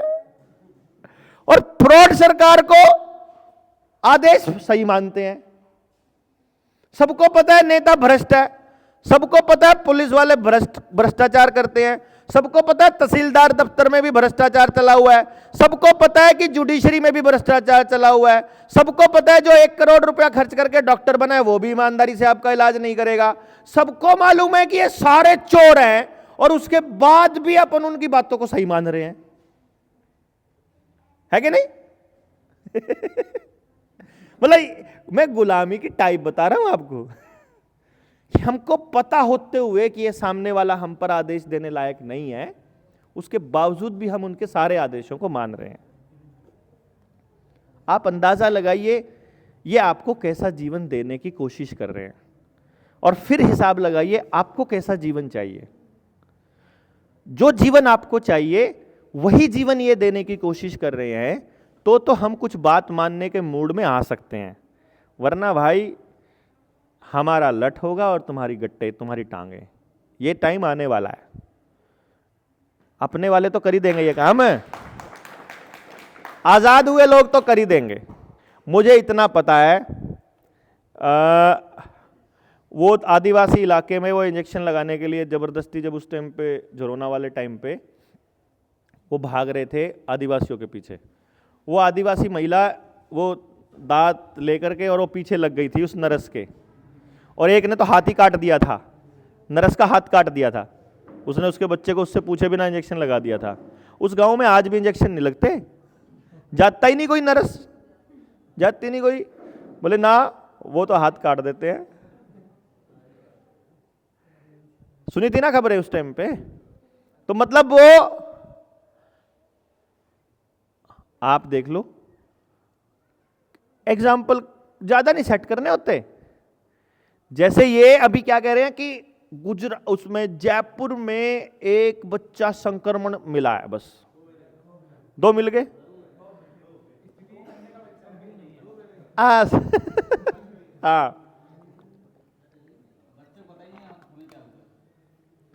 देखो कमाल की बात क्या है, जयपुर वाले को दिखा के वो हरियाणा में लॉकडाउन लगाने की बात कर रहे हैं, उत्तराखंड वाले भ्रमित हो रहे हैं। हम बता रहे हैं किताब छाप करके कि आरबीआई घोटाला कर रहा है, तुम्हारे साथ धोखा कर रहा है, सारे बैंक फ्रॉड है, सारा रुपया नकली है, सारा लोन फर्जी है। हमारे ऊपर कोई मुकदमा नहीं कर रहा यार, हमको कोई टोक नहीं रहा, और हमारी अखबार में भी नहीं छप रही, और वहां 2 बच्चे संक्रमित हो गए हैं, वो मेन मीडिया की हेडलाइन है। मैं वही तो कह रहा हूं ना, ये आप इससे अंदाजा लगाइए कि अखबार, टीवी, मीडिया तंत्र किसके लिए काम कर रहा है। और जब ये गांव वालों को समझ में आएगा कि भाई जिसको तुम तरक्की की परिभाषा बोल रहे हो वो उन देशों की मजबूरी है जिनको आप विकसित कहते हो, क्योंकि उन्होंने उस मजबूरी को ही विकास की परिभाषा बना दिया ताकि बाकी के लोग भी वैसे ही चले। अब देखो आप वहां कहते हैं प्रोसेस्ड फूड जो है उसका जमाना है, वो ऐसा बोल रहे हैं। मुझे भी थोड़े दिन पहले तक ऐसे ही लगता था। मैंने अपने छोटे भाई को बोला तुमने एग्रीकल्चर में पढ़ाई की है तो हम प्रोसेस्ड फूड निकालेंगे, आने वाली जो जनरेशन है ना वो बहुत निकम्मी है, लड़कियां जो खाना खुना बनाने को कोई तैयार नहीं है, सब ऑनलाइन ऑर्डर करते हैं, रेडीमेड खाना, रेडीमेड सब्जी, रेडीमेड रोटी दिया करेंगे, तवे पे रखो और गर्म करो और खा लो, ऐसी दिया करेंगे, तुम अपनी फूड इंडस्ट्री चलाएंगे, खूब पैसा आएगा, ढेर रुपया कमाएंगे। ये हम पहले बोला करते हैं, प्लानिंग किया करते थे कि आने वाले टाइम में ऐसा होगा। अब पता तो है हमें कि आने वाली लड़कियां इस तरह से निकम्मी हैं और ये खाना बना करके तैयार नहीं है खाना बनाने को। अब हम उल्टी तरफ चले कि नहीं, लड़कियों को ही समझाएंगे कि बेटा तुम घर में ही बनाओगे वही बढ़िया खाना है, वो वाला खाना नहीं है अच्छा। पता अब उस इंफॉर्मेशन को आप कैसे यूज करना चाहते हो ये तो आपके ऊपर है ना, इंफॉर्मेशन आपको है। अब हमें पता चला कि वो जो जिसको आप विकसित देश बोलते हो उसमें वो प्रोसेस्ड फूड इसलिए क्योंकि वहां फैमिली कल्चर नहीं है, और आपको अपने हेल्थ के खर्चे निकालने के लिए आपको दिन रात पागलों की तरह काम करना पड़ता है। जो बच्चे अपना देश छोड़ करके जमीन बेच करके गए उनसे पूछ कर तो देखो, नरक जैसी जिंदगी जी रहे, वो नरक जैसी, जिसको नरक कहते हैं, वो जिंदगी जी रहे हैं विदेश में, चाहे कनाडा में बैठे हूं चाहे अमेरिका में बैठे हूं। वो कहते हैं रास्ता नहीं बचा क्योंकि जड़ों से कट गए, जड़ों से कटने के बाद कुछ नहीं बचेगा। तो वो बच्चे जो चले गए वो उस नरक की जिंदगी को जीते जीते अब उन बेचारों के लिए जो यहां पे हम लोग लग्जरी बता रहे हैं, जो मैंने अभी वो गोबर सा बोला था, वो पिज्जा टीजा जो होते हैं वो दुकान पे जा करके महंगा आता है कि नहीं आता। मैंने वहां मिडिल क्लास परिवारों के पढ़ने वाले बच्चों को देखा है पैसे इकट्ठे करके पूल करके पिज्जा खरीदते हुए, कि वो इकट्ठे करके उनको बस फील लेना है कि हम भी अमीर है, बस इससे ज्यादा तो कुछ नहीं है। हेल्दी नहीं है वो, पेट उससे नहीं भरता, कुछ नहीं, बस उनको वो टेस्ट करके ये फील लेना है कि हम भी इन्हीं के जैसे हैं जो बाहर मर्सिडीज में आए हैं या दूसरी गाड़ियों में आए हैं। उस फील को ले रहे हैं, यानी यहां पर वही खाना लग्जरी में आ रहा है कि नहीं, अमीरी में आ रहा है। यही खाना जिसको आप विकसित देश बोलते हो, विकसित देश के अंदर यही खाना गरीबी और लाचारी की निशानी है। वहां जो अपने यहां हर बिटोड़े पर हर घर के अंदर किसी भी किक्कर के ऊपर घिया चढ़ी मिलेगी ना, तोड़ी अपनी सांझ ने बना ली घिया, अपने यहां मिल जाएगी। वहां घिया अगर किसी की प्लेट में है तो बहुत अमीर माना जाता है, सबसे बड़ी अमीरी है वहां आपकी प्लेट में यदि हरी सब्जी है तो, ताजी है तो, वो तो अपन हर घर में है। ये मैं अमीरी की परिभाषा बता रहा था आपको, जो शुरुआत में जो हमारी बातचीत हुई थी कि उन देशों की मजबूरियों को हमने अपनी अमीरी की डेफिनेशन बनाई, यहीं से हमारी गड़बड़ शुरू हुई। बस हमने ब्रांडेड, अपने बनाए कपड़ों की बजाय ब्रांडेड कपड़े, अपने गुड़ और अपनी शक्कर की बजाय चीनी को प्राथमिकता दे दी, आ गया कैंसर। अपनी कीकर और नीम से छुट करके जब दातुन तक, उस तक ब्रश, टूथपेस्ट तक पहुंचे, अपने वाले, वो शुरू में तो उन्होंने हमको जब क्रीम लगाना चालू किया तो बोला इस क्रीम में दूध है, हल्दी है, चंदन है। वो तो हमारे घरों में वैसे होता था खूब, तो हम अपने दूध को छोड़ करके उधर उनकी क्रीम वाले दूध के ऊपर भरोसा करना चालू कर दिया। बताओ, अपने वाली गाय के ऊपर भरोसा नहीं है, लेकिन उनके पैकेट वाले पे है भरोसा, दूध पे, दही पे। मतलब उन्होंने हमारा अपनी ही लाइफस्टाइल से भरोसा हटाया। उन्होंने कहा कि चूल्हे पर रोटी बनाना खराब है, तो हमने अमीरी की निशानी के चक्कर में गैस ले ली। अब वो कह रहे हैं गैस की रोटी खाने वालों को गैस बनेगी। अब वो अमेरिका में तो बल्कि ब्रांड है कि जिसके घर में चारकोल वाली रोटी, मैं कहा चारकोल वाली रोटी कौन सी होती है? कहते वो लकड़ी या फिर उपले वाली आग में पकी हुई रोटी, धुएं में पकी। अरे वो तो हमारे हरी घर में होती थी रे भाई, उसको वो स्पेशल बोलते हैं। उधर दिल्ली वाले हाईवे पे चले जाओगे, इधर दूसरे शिमला वाले इधर चले जाओगे, तो तंदूर की रोटी की जो कीमत है उससे 1.5 गुना कीमत है तवे वाले रोटी की, और उससे 1.5 गुना से डबल से भी ज्यादा कीमत है चूल्हे की रोटी की। बताओ, अब चूल्हे की रोटी अमीरी में आती है जब सबका चूल्हा खत्म कर दिया, सबका चूल्हा बुझा करके अब उसको अमीरी की निशानी में ले आए। क्या खेल खेल रहे हैं ये? अंडरग्राउंड पानी को बोर करके खराब कर रहे हैं इंडस्ट्री वाले, और फिर कहते टेस्ट करके तुम्हारा पानी खराब हो गया, अब तुमको हमारा वाला पीना पड़ेगा। ये हर घर नल देंगे, हर घर में नल था ही ना यार हमारे पास तो। हाँ, वो उस नल के जरिए क्या दे देंगे आपको पता ही नहीं भाई। जब वो आपको इंजेक्शन में एल्यूमिनियम दे रहे हैं तो वो आपको पानी में क्या दे देंगे आपको क्या पता? पानी में फ्लोराइड दे ही रहे हैं वो आपको।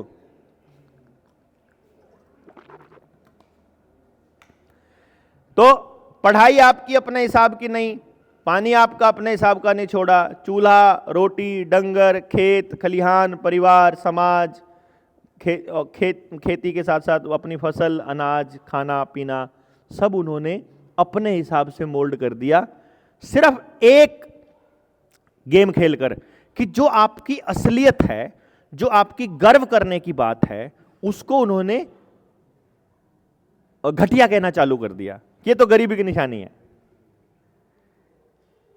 ये करते हैं, यही स्टाइल है, यही तरीका है साइकोलॉजिकली किसी को मारने का। भील जो जाति है, आदिवासियों में भील आते हैं। ये कई साल पहले की बात है, बाद में भीलों ने जब इसके ऊपर ऑब्जेक्शन उठाया तो काट दिया था। लेकिन सिलेबस के अंदर भीलों के बच्चों को पढ़ाने के लिए इन्होंने एनजीओज को हायर किया कि तुम जाकर के पढ़ाए आओ। बल्कि शायद झारखंड की ही बात है, एक पत्थरगढ़ी के इलाके की बात है, वहाँ स्कूल खोल दिया इन्होंने, विधानसभा वाले चोरों ने। इन्होंने स्कूल खोल दिया वहां, और आदिवासी लोग इकट्ठे बैठे। उन्होंने कहा स्कूल खुल गया, हमारे बच्चों को पढ़ाने के लिए स्कूल खोल दिया। स्कूल मतलब कागज, कागज मतलब गुलामी। सब हथौड़ा छेनी लेकर स्कूल तोड़ने लग गए। तोड़ ही दिया स्कूल। स्कूल नहीं पढ़ाएंगे, तुम्हारे यहां बच्चों को नहीं, हमें पता है तुम्हारे यहां बच्चा पढ़ लिया तो गुलाम होएगा पक्का, तुम्हारी पढ़ाई नहीं पढ़ेगा। हमारी पढ़ाई सही है, हम बीमार हो जाए हमें इलाज करना आता है, हमें क्या सीखना है, हमें क्या जीवन जीना है हमको पता है, हमारी पूरी जंगल की विरासत को बचाने का मेथड हमारे बच्चों को पता है। लेकिन तुम्हारा स्कूल अगर सीख लिया तो बर्बाद हो जाएंगे। तो वो क्योंकि उनको पता है कि वो नहीं सीखने देते, तो वो एनजीओज को हायर कर लेते हैं। उन्हीं में से जैसे उसी कबीले का कोई एक आदमी जिसको पैसे का लालच हो, गाड़ी में घुमाने का लालच हो, उसे एक बार बस गुड़गांव घुमा लाएंगे और वो आलिशान उस चीज़ को देख के मस्त हो जाता है। बोला तुमको पैसा जितना चाहिए हम देंगे, बस तुम अपने कबीले वालों के बच्चों को पढ़ा दो बस। वो कबीले वाले बच्चों को पढ़ाना चालू किया तो उस सिलेबस में उन्होंने डाल रखा था कि किसी एक लुटेरी, बलात्कारी और गुंडा प्रजाति की उसका नाम बताओ, आदिवासी जाति का नाम बताओ। उसमें वो बल्कि यूपीएससी के एग्जाम में भी आया था। तो वो भील जो जाति है आदिवासी, उसको लिखा हुआ था। तो वो जो भील का बच्चा जब उसको पढ़ेगा कि हम लोग तो ऐसे हैं, वो कभी गर्व नहीं कर पाएगा ना, मतलब सबके सामने खड़ा होकर के ये नहीं कह पाएगा। जैसे अभी तो क्या होता है, हम लोग जिस भी जात के हैं अपनी जात के किसी महापुरुष को पकड़ते हैं, उसको आगे रख के कहते हैं कि हम भी महान हैं, है ना। मतलब जो जाट बिरादरी में पैदा हो गए वो लोग किसी जाट को, किसी राजा को या किसी जाट नेता को आगे रख के कहेंगे जी हम तो उसकी संतान है। सरदार कह देंगे हम तो सरदार भगत सिंह, सरदार सराबा, सरदार गुरु गोविंद सिंह इनकी संतान है। वो अपने आप क्या अच्छा कर रहे हैं वो बता नहीं रहे हैं अपन ना। अपन क्या कर रहे हैं, अपने किसी शहीद को, अपने किसी ऐसे व्यक्ति को आगे रख के उसकी छांव में चलना चाहते हैं, क्योंकि हमारे पास फिर एक नाम होता है जिसके ऊपर हम गर्व कर सकते हैं। हमारे पास गर्व करने लायक हो तो बोलने का एक बहाना मिल जाता है समाज के अंदर, हम उनकी संतान हैं, हम उनके पुरखे हैं, मतलब हमारे पुरखे वो थे, उनके वंशज हैं हम। तो वो बोलने का बहाना खत्म करने का एक ही तरीका है कि आपकी जात को गुंडा बना दो, जो भी है, या बेईमान बना दो या भिखारी बना दो। जैसे अभी हर किसान को 6,000 रुपया देकर 2,000 की भीख दे देंगे साल में, है कि नहीं, 500 रुपया महीने का भीख। फिर हर विधवा को अलग दे देंगे, हर बच्चे को, बच्ची पैदा हुई, लड़की पैदा हुई, उसके नाम की अलग दे देंगे भीख। तो आपको हर आदमी को भिखारी वाली फीलिंग दे देंगे तो आप लड़ पाओगे क्या? नहीं लड़ पाएंगे। वो गर्व तो तभी, ये गर्व आपका तब आएगा जब आपका हाथ ऐसे होगा। जब तक आदमी का हाथ ऐसे है, भीख वाली पोजीशन में है, भिखारी कभी भी देश के योगदान में मतलब ये देश की तरक्की में योगदान नहीं दे सकता। वो कुछ ऐसा नहीं कर सकता जो समाज की बेहतरी के लिए होगा। हमेशा समाज को देने का काम वही कर सकता है जो देने वाली पोजीशन में हो, जिसको ये हो कि मेरे पास ये है और मेरा ये ले लो वाली पोजीशन पर आने वाला, तो वही तो गर्व से बोलेगा ना। अकड़, हमारी अकड़ बची रहने के लिए जरूरी है कि हम अपना कुछ योगदान दें, ना कि किसी से कुछ लें। इसीलिए वो हम कह रहे हैं कि फ्री में सहायता मत करो। फ्री में सहायता में भी फिर वही फीलिंग आ जाती है ना कि आपने फ्री में किसी को दिया है तो ले लो उससे कुछ बदले में, तो उसे भी लगेगा कि मैंने कुछ इसके बदले में दिया है, तो उसको वो जो फीलिंग है वो दबेगी नहीं, वो फ्रीक्वेंसी हायर रहेगी। तो आज जो आपके लिए जरूरी है, सबसे इंपॉर्टेंट है, वो है कि आप किन किन मुद्दों पर कैसे कैसे बोल सकते हो। आज जो मैंने आपको ये एग्जाम्पल्स जितने भी लिए हैं, इन एग्जाम्पल्स के पीछे की साइंस एक ही है कि भाई वो जब किसी विदेश का बहाना लगाएंगे आपको तो कुछ भी बोलेंगे, मतलब कुछ भी। आप वो अपने डिफेंस में, जैसे मैं एक मेडिकल साइंस से जुड़े हुए आदमी से बात कर रहा था, मैं कह रहा था कि हमारी जो पिट्यूटरी ग्लैंड है, जो पीनियल ग्लैंड है, इस पाइनियल ग्लैंड के ऊपर अटैक करने में एल्यूमिनियम का बहुत बड़ा रोल है। तो हमारे जो जितने भी क्रांतिकारी थे, जिनको जेल में काला पानी सजा दी जाती थी, उनको एल्यूमिनियम के बर्तनों में ही खाना दिया जाता था। फिर आपके घरों में उन्होंने क्या किया, लोहे के बर्तन महंगे कर दिए, एल्यूमिनियम को सस्ता कर दिया ताकि लोग एल्यूमिनियम ज़्यादा से ज़्यादा लें। फिर आपके दरवाजे भी एल्यूमिनियम के बना दिए उन्होंने, ताकि आप टच करो तो एल्यूमिनियम थोड़ा बहुत आपके हाथों को लगता रहे, और फिर आप जब खाना खाओ या कुछ भी खाओ तो वो एल्यूमिनियम आपके बॉडी को टच होता रहे। अब उनको पता है कि टॉक्सिक है एल्यूमिनियम शरीर के अंदर, क्योंकि बॉडी की एक खासियत रहे कि स्किन पे कहीं भी कोई भी चीज़ टच होएगी, शरीर में कहीं भी कोई भी चीज़ टच होएगी, बॉडी उसको एब्जॉर्ब करती है। बॉडी खाती है हर जगह से, मुंह से नहीं खाती। सिर्फ आप कोई क्रीम बॉडी पर लगाओगे तो वो क्रीम को खाती है, और वहाँ का बैक्टीरिया फिर अपने गट के बैक्टीरिया से बात करता है कि खाने की चीज़ कैसी है, अच्छी है क्या, बुरी है क्या। वो कहते हैं अच्छी नहीं है तो निकाल बाहर। निकालने की जगह नहीं है क्योंकि तुमने सुबह सुबह साबुन लगा लिया था तो पोर्स बंद हो गए हैं, अब वो अंदर गया तो गया। तो वो मतलब निकालने का भी सिस्टम वहीं से है पसीने के रूप में, लेकिन वो पसीना आएगा ही नहीं। मतलब तो ये पूरा का पूरा मैकेनिज्म हमारे शरीर का है। तो वो जो शुरू में मैंने आपको कंपनियों का भी बताया था कि शुरू में तो उन्होंने आपको जब देना शुरू किया, क्रीम भी वो दूध वाली दे रहे थे, फिर गुलाब वाली भी दे रहे थे, क्योंकि ये जो जानने वाले लोग हैं वो हमेशा बताते होते हैं, और ये साइंस है, अब तो सारा कुछ सब प्रूवन ही है कि शरीर क्योंकि हर जगह से खा रहा है, इसलिए अपने शरीर पर कभी कोई चीज़ ऐसी मत लगाओ जो आप खा नहीं सकते। इसलिए मुल्तानी मिट्टी लगाते थे अपन, लेकिन खा भी लेते थे, चख भी लेते थे, उसको कोई दिक्कत नहीं है वो, क्योंकि वो उधर से सबको मालूम है कि वो जा रही है। इसलिए हम अपने बाल धोने के लिए, सिर धोने के लिए, शरीर धोने के लिए हम लोग इस तरह की चीज़ों का इस्तेमाल करते थे, दही का, दूध का, शिकाकाई का, आंवले का, जो हम खा भी सकते हैं सीधा। और इन्होंने हमको सिंथेटिक केमिकल्स देने चालू कर दिए, समझे ना। तो जब वो आपसे बात करेगा, जब मैं उस मेडिकल वाले बच्चे की बात कर रहा था, उसने मुझे कहा यार आप तो बलारा जी खाम खाई बोलते रहते हो। मैंने कहा क्या हुआ? आप कहते हो कि इन एल्यूमिनियम, ये जो बच्चों को लगते हैं, जो इंजेक्शंस लगते हैं बचपन से, इनमें एल्यूमिनियम है। मैंने कहा अरे एल्यूमिनियम तो इनमें प्रिजर्वेटिव के रूप में होता है, नहीं तो ये इंजेक्शंस खराब हो जाएंगे। मैंने कहा अच्छा प्रिजर्वेटिव के रूप में होता है, मान लिया। तो एक काम करते हैं, फिर तो ये ऐसा करते होंगे ना कि प्रिजर्वेटिव के रूप में है और मेडिकल माफिया को मालूम है कि बॉडी के लिए खतरनाक है, हैवी मेटल है, तो फिर ये ऐसा होता होगा कि जब इंजेक्शन जब लगाते होंगे, इंजेक्शन में जो दवाई है वो तो बॉडी में रह जाती होगी, और फिर वो इंजेक्शन कहता होगा अच्छा भैया ये एल्यूमिनियम हैवी मेटल है, ये प्रिजर्वेटिव के रूप में था, अब शरीर में आ गया, अब मैं चलता हूं बाहर। ऐसा हो जाता होगा? या एल्यूमिनियम अंदर ही रहता है साथ में ही? बोला ना, रहता तो साथ में ही है वो। तो वहां भी प्रिजर्वेटिव है क्या वो? नहीं, वो तो एल्यूमिनियम, जब वो एल्यूमिनियम के रूप में है यार, वो चाहे कुछ भी रूप में हो, उसका रोल कुछ भी रहा हो, पर वो है तो एल्यूमिनियम ना। बॉडी में गया वो हैवी मेटल है, नहीं शरीर से बर्दाश्त होता भाई। तो जिनको भी ये ज्यादा लगवाने के शौक हैं, वो 45 पार करके दिखाना मुझे। जो नई औलाद आई है ना, जो जिनको ये बेटा बीटा बीटा बीटा जनरेशन बोल रहे हैं, बीटा जनरेशन कौन सी है?